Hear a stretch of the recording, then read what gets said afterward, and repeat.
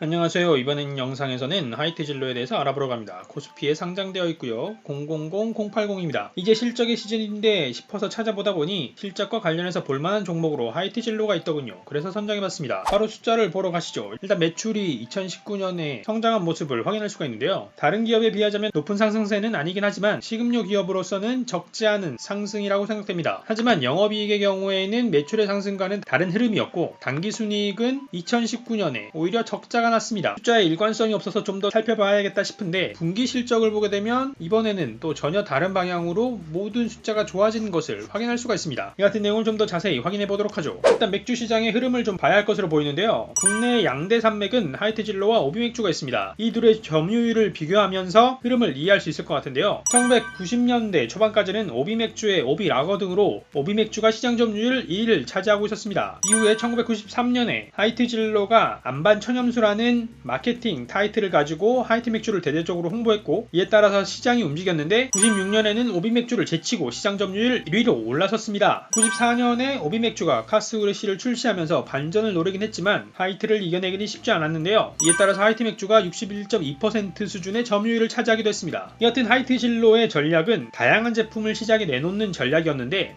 2006년에는 맥스를 내놓았고 2007년에는 S라는 맥주 그리고 2010년에는 드라이 피니쉬를 내놓았습니다. 하이트진로와는 다르게 오비맥주에서는 카스 브랜드로 꾸준하게 밀었는데요. 카스 아래의 하위 브랜드로 2007년에 카스 레드, 2008년에 카스 레몬, 2010년에 카스 라이트 등 꾸준하게 하위 브랜드로 시장을 두드렸습니다. 이런 영향인지 오비맥주가 2007년에 40.8%의 점유율을 기록하더니 2009년에는 43.7%, 2011년에는 51.9%까지 올랐습니다. 50%가 넘었던 만큼 점유율 1위로 올라섰죠. 반대로 하이트맥주의 경우에는 2007년 59.1%에서 2009년 56.3%로 하락세를 타기 시작해서 2011년에는 40%대로 진입했습니다. 이 같은 점유율 하락에도 불구하고 하이트진로의 경우에는 전략을 바꾸지 않고 다양한 맥주를 런칭했는데요. 2016년에는 망고링고를 출시했고 2017년에는 발포주 필라이트를 출시했습니다. 낮은 알코올 도수로 시장이 형성되긴 했지만 음주의 중심인 주류 시장으로 진입하는 것은 힘들었죠. 여기에 더해 최근에 테라까지 출시하면서 맥주 시장의 시장 점유율을 뒤집기 위해서 노력하고 있긴 한데요. 하지만 아직까지 반전이 이루어지고 있는 것으로 보이진 않습니다. 아무래도 맥주 시장 자체가 가정에서 소비하는 경우에는 수입 맥주 등 선택지가 다양해지면서 기존 국내 맥주 판매가 줄어들었고 업소 등의 판매에서는 오비맥주의 점유가 높아서 점유율 반전은 이루어지지 않은 상황으로 보이는데요. 올해 상반기 같은 경우에는 오비맥주가 53%, 하이트진로가 34%의 점유율로 추정된다고 합니다. 숫자만 보면 큰 차이로 보이지만 과거에는 20% 이상 차이 나던 점유율이 10%로 좁아진 것에 의미가 있다고 하는데요. 여기에 더해 테라의 경우에는 하이트진로의 하이트보다 높은 점유율 10% 후반대를 점유하면서 꾸준하게 테라의 성장세에 대한 기대감을 가질 수 있는 흐름을 보여주고 있습니다. 여기에 하이트진로에게 더욱 집중되는 이유는 소주에 관한 실적 때문입니다. 소주에서는 하이트진로의 경쟁사로 처음처럼으로 잘 알려진 롯데주류를 꼽을 수 있을 텐데요. 최근 자료를 보게 되면 경쟁사라고 부르기 무색할 만큼 하이트진로의 점유율이 굉장히 높습니다. 무려 65%의 점유율을 보이고 있는데요. 제품군으로 보면 애당초 차민슬의 경쟁력이 크게 떨어지지 않은 상태에서 처음처럼이 치고 올라온 적이 있긴 하지만 최근에는 진로이즈백이 출시되면서 더욱더 하이트진로의 자리를 공고히 하고 있는 상황입니다. 그렇다면 맥주는 바닥을 찍고 올라오고 있는 모습으로 보이고 소주는 점유율이 고공행진을 하고 있는 지금 하이트진로의 본질과 숫자에 대해서 좀 더 살펴보도록 하죠. 일단 먼저 개요를 살펴봤습니다. 혹시 다른 사업에 관심을 두고 있을 수도 있으니까요. 하지만 개요에서는 골프장 정도가 조금 다르게 보였을 뿐 그 외에는 병을 제조하거나 운송업, 주류의 다른 형태를 판매하는 것 등 유사한 사업을 수행하고 있었습니다. 그리고 생각보다 해외 진출이 많았는데요. 일본은 물론 미국, 러시아, 중국, 베트남에 이어 필리핀까지 해외 법인을 가지고 진출하고 있었습니다. 여기에 이어 매출 구성을 보게 되면 맥주가 제일 앞에 제시되어 있긴 하지만 소주의 매출 기여도가 가장 높다는 것을 알 수가 있습니다. 전체 매출의 50% 이상이 소주인데요. 물론 맥주도 높긴 합니다. 36% 이상의 매출이 맥주로 발생했습니다. 그 외에는 생수 매출이 있긴 하지만 5%가 되지 않는 매출이고요. 저희가 앞에서 맥주 시장에서 시장 점유율을 살펴보긴 했는데 점유율로 보게 되면 하이트진로의 맥주가 바닥을 찍고 올라오는 모습이었지만 매출 자체로 보게 되면 2017년에 매출이 가장 높았습니다. 점유율이 늘더라도 시장 시장 파이 자체가 줄어들게 되면 이 같은 현상이 일어날 수 있지 않을까 싶은데요. 하지만 소주의 경우에는 확실하게 높아지고 있습니다. 높은 점유율에 더해 성장도 하고 있는 것인데요. 17년에서 18년의 경우에는 소소한 매출 성장이었지만 18년에서 19년 같은 경우에는 10%가 넘게 상승했습니다. 진로 이집액의 효과를 보고 있는 것 아닌가 싶습니다. 여기에 더해 한 가지 더 살펴볼 만한 자료로는 지역에 따른 매출이 있었는데요. 일본의 매출이 의외로 높다는 것을 알 수 있었고, 하지만 일본 매출은 꾸준하게 감소하고 있다는 것 역시도 확인할 수 있었습니다. 여기에 더해 그 외 지역 매출이 높은 비율로 상승 중이라는 것도 알 수가 있었는데요. 이 같은 제품별, 지역별 매출을 더해서 숫자를 좀 더 자세히 들여다보도록 하죠. 17년에서 18년 소폭 감소한 매출이